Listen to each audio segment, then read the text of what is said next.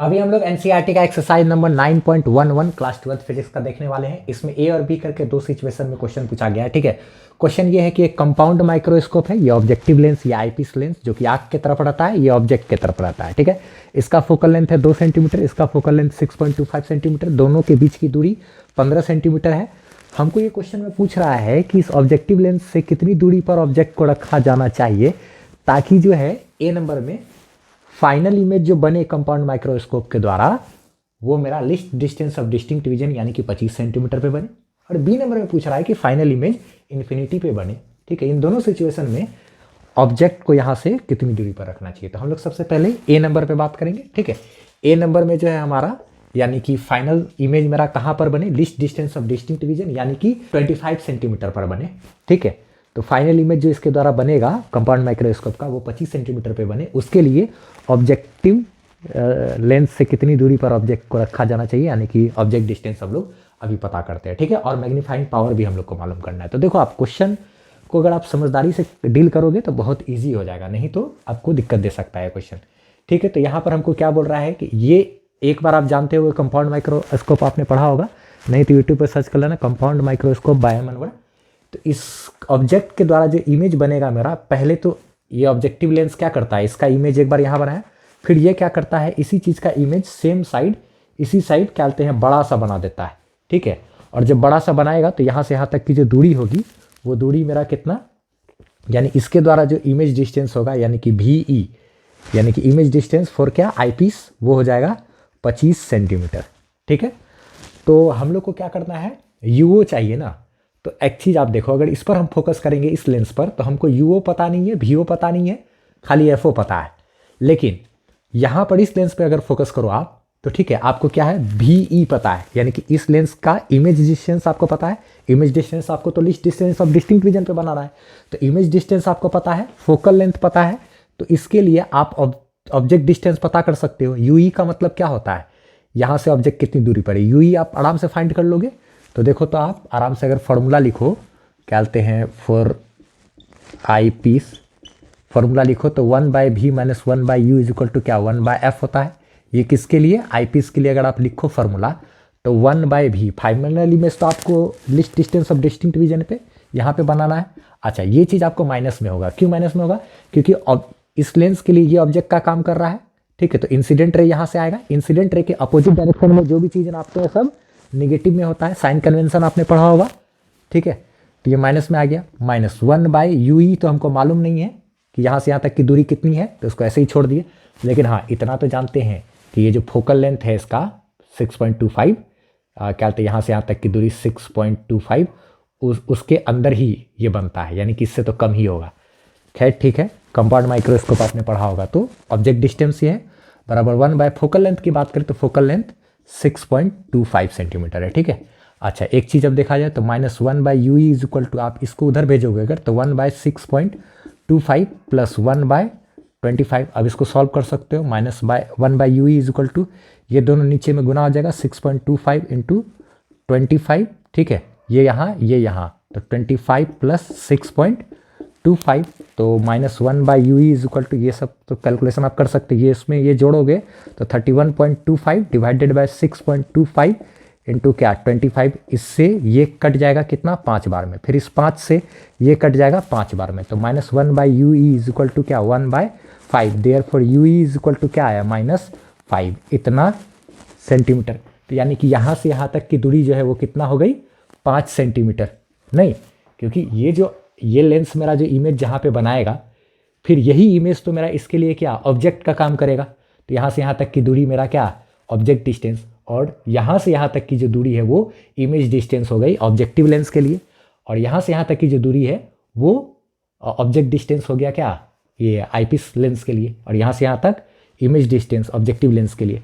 तो ये चूंकि 5 सेंटीमीटर है, माइनस साइन को तो नेगलेक्ट कर देंगे ना, यहाँ से यहाँ तक माइनस ये बता रहा है कि इसके सामने है। ठीक है, लेकिन ये 5 सेंटीमीटर हुआ तो ये कितना हो गया, यहाँ से यहाँ तक तो टोटल 15 सेंटीमीटर है, तो ये 5 हो गया, तो ये बाकी बचा कितना हो गया ऑटोमेटिकली 10 सेंटीमीटर। इतना तो आपको समझ है ही, VO बराबर क्या 10 सेंटीमीटर।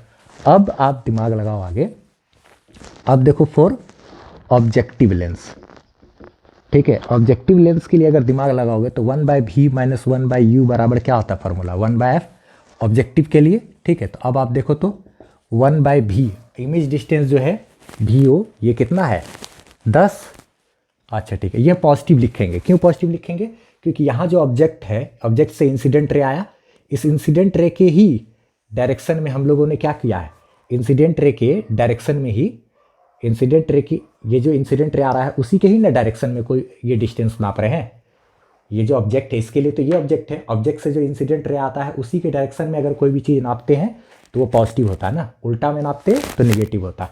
यहाँ पे निगेटिव क्यों लेना पड़ा था, क्योंकि ऑब्जेक्ट इस साइड था और उसी तरफ इमेज भी बन गया था। यहाँ पे तो ऑब्जेक्ट के दूसरे साइड है ना, तो ये मेरा डिस्टेंस कैसा हो जाएगा पॉजिटिव, -1/UO। तो ये इंसिडेंट रे के अपोजिट तो UO, लेकिन UO का साइन इसलिए नहीं देंगे क्योंकि ये एक अननोन क्वांटिटी है और अननोन क्वांटिटी का साइन आपको नहीं देना होता है, वो ऑटोमेटिकली इसका मान माइनस में आ जाएगा।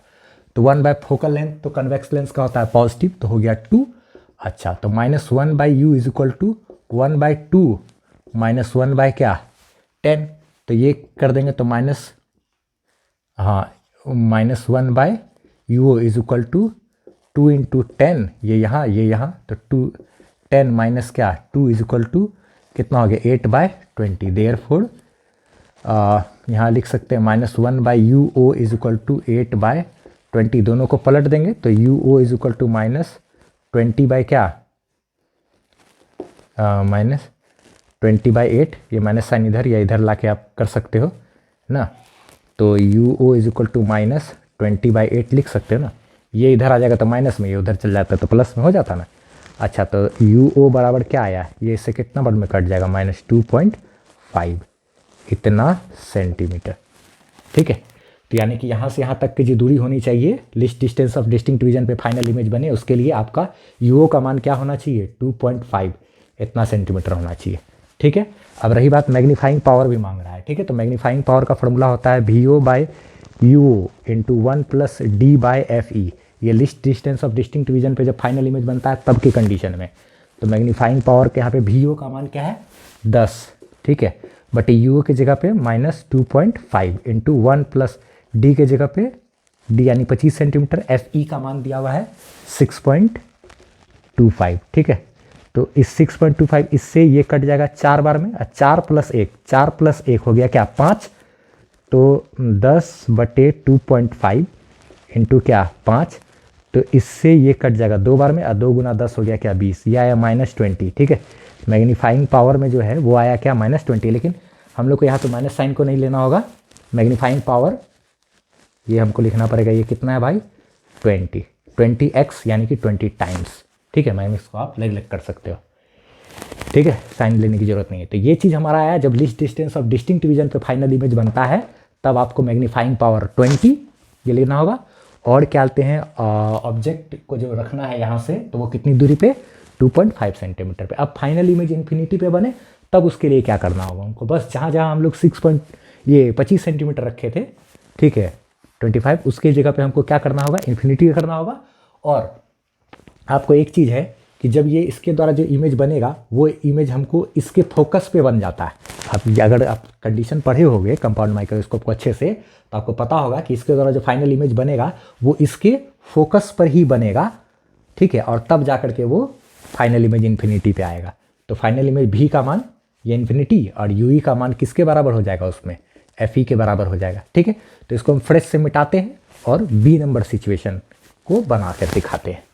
अब B नंबर देखते हैं। ठीक है, B पार्ट में जो बोल रहा है वो बोल रहा है कि फाइनल इमेज जो बनना चाहिए वो मेरा इन्फिनिटी पे बने, तब उसके लिए UO का मान क्या होना चाहिए और मैग्नीफाइंग पावर क्या होना चाहिए। ठीक है, तो देखा जाए फाइनल इमेज इन्फिनिटी पे बनने वाला केस बहुत आसान है, यानी कि इसके द्वारा जो इमेज जो बनाया जाना चाहिए वो इमेज मेरा बनना चाहिए इसके फोकस पर, यानी कि यहाँ से यहाँ तक जो ऑब्जेक्ट डिस्टेंस होता है ना UE, वो बराबर हो जाता है किसके FE के। आपको पता होगा नॉर्मल एडजस्टमेंट का केस है ये। फाइनल इमेज इन्फिनिटी पे जब होता है उस वक्त UE बराबर क्या हो जाता है FE। अगर क्या इसके द्वारा बनाया गया इमेज इसके फोकस पे होगा तभी तो ये फोकस वाले ऑब्जेक्ट को कहाँ इन्फिनिटी पर क्या बनाएगा, कहीं इन्फिनिटी पे बनाएगा। यानी कि जो मेरा क्या फाइनल इमेज इसके द्वारा जो बनेगा, यानी कि क्या हैं वो कहाँ इन्फिनिटी पे बनेगा, तो उस वक्त UE का मान मेरा किसके बराबर FE के बराबर, और ये मेरा कितना है 6.25 है। तो यानी कि यहाँ से यहाँ तक का जो डिस्टेंस है मेरा VO, ये VO कितना हो जाएगा, यहाँ से यहाँ तक 15 सेंटीमीटर। तो 15 सेंटीमीटर में से अगर ये 6.25 घटा दे तो बाकी बचा ये, यानी कि जो VO है मेरा, वो VO का मान कितना हो जाएगा, 15 सेंटीमीटर में से आप 6.25 घटा दो तो ये आ जाता है मेरा 8.75 इतना सेंटीमीटर, यानी ये हो गया 8.775 इतना सेंटीमीटर। ठीक है, अब एक चीज़ देखा जाए तो ये UO आराम से निकल जाएगा। कैसे निकलेगा, VO के बाद UO निकालना तो आसान है।